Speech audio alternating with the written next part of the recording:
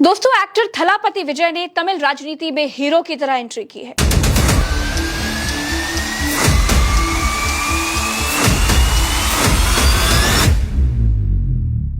उनकी party TVK ने तमिलनाडु विधानसभा चुनाव में 100 से ज्यादा सीटें जीत ली हैं और अब उनका सीएम बनना तय है। जनवरी 2024 में विजय की फिल्म आनी थी जननायगन, लेकिन रिलीज नहीं हो सकी।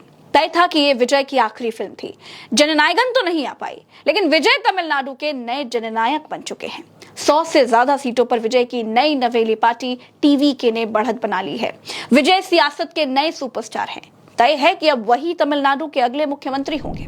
जोसेफ विजय चंद्रशेखर ने करीब 34 साल फिल्मी दुनिया को दिए। साउथ के सुपरस्टार हैं, मगर 2024 में उन्होंने अपनी पार्टी बनाई और उसका नाम रखा टीवीके, यानी तमिलगा वेट्टी कजगम। विजय ने सभी 234 सीटों पर अपने प्रत्याशी उतारे। उस नतीजों ने सबको हैरान कर दिया। तमिलनाडु की वो सबसे बड़ी पार्टी बन गई। दो दलों की सियासत के बीच तमिलनाडु में तीसरे दल की बहुत शानदार एंट्री हुई। स्टालिन अपनी जीत को लेकर बहुत श्योर थे। कांग्रेस और डीएमके का गठबंधन अपनी सरकार मानकर चल रहा था। और बात जहां तक विजय की है, तो सर्वे करने वाले भी उन्हें सीरियस लेने को तैयार नहीं थे। सिर्फ एक सर्वे ने माना था कि विजय अच्छी सीटें हासिल कर सकते हैं। मगर दोस्तों, विजय ने तो बहुत पहले बता दिया था कि वो तमिलनाडु में इतिहास रचेंगे। There are so many jackals and other animals in the forest, but there will be only one lion, and even if it is single, it will be the king of jungle. It is not only a description but also a clear declaration. Tamil Nadu की राजनीति में विजय की जीत किसी blockbuster film की script से भी ज्यादा रोमांचक है। वहां चुनाव सिर्फ ईवीएम की बटन दबाने तक सीमित नहीं रहा, बल्कि ऐसी लहर में बदल गया जिसने दशकों पुराने किलों को ढहा दिया। पर्दे पर दुश्मनों के छक्के छुड़ाने वाले जोसेफ विजय चंद्रशेखर, यानी नौजवानों के सुपरस्टार थलापति विजय ने असल जिंदगी के चुनावी अखाड़े में वो करके दिखा दिया जिसकी कल्पना शायद बड़े बड़े राजनीतिक पंडितों ने भी कभी नहीं की थी। विजय ने चुनाव प्रचार में जबरदस्त तकनीक का इस्तेमाल किया। तमिलनाडु में विजय का कद स्टारडम की सीमाओं को बहुत पहले पार कर चुका था। वो एक कल्ट बन चुके थे। 90 के दशक में जब उन्होंने करियर शुरू किया तो वो एक चॉकलेटी हीरो थे, लेकिन 2000 के बाद उनका जो मास हीरो वाला अवतार सामने आया, उसने राज्य के युवाओं को, यानी जेनजियों की नब्ज पकड़ ली। सिनेमा घरों में उनकी एंट्री पर बजने वाली तालियां वोटिंग बूथों पर खामोश क्रांति में बदल गई। विजय ने अपनी फिल्म के जरिए जो एंटी सिस्टम वाली छवि बनाई थी, लोगों ने उसे सच मान लिया। जब वो पर्दे पर भ्रष्टाचार के खिलाफ लड़ते थे तो जनता को उनमें अपना हीरो, अपना मसीहा दिखने लगा था। आज जो 110 सीटों का आंकड़ा आपको दिखाई दे रहा है ना, वो उसी सालों पुरानी इमेज बिल्डिंग का नतीजा है। ये कामयाबी रातों रात हासिल नहीं हुई। विजय ने इसके लिए बड़ी खामोशी से जमीन तैयार की थी। उन्होंने सालों पहले अपना एक फैन क्लब बनाया था, विजय मक्कल इयक्कम नाम से, यानी VMI।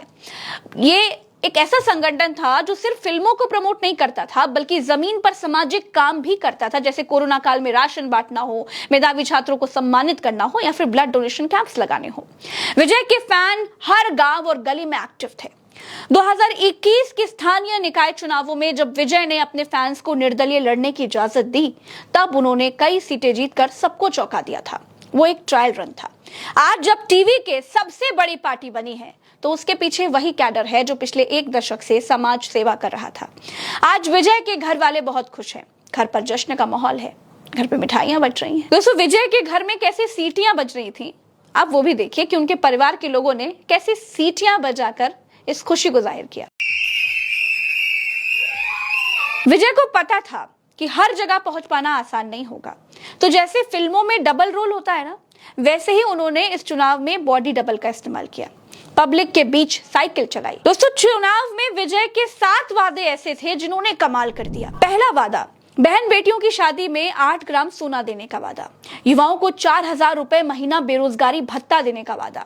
महिलाओं को सरकारी बसों में मुफ्त यात्रा देने का वादा। क्लास 1 से लेकर 12वीं तक 15,000 तक की मदद का वादा।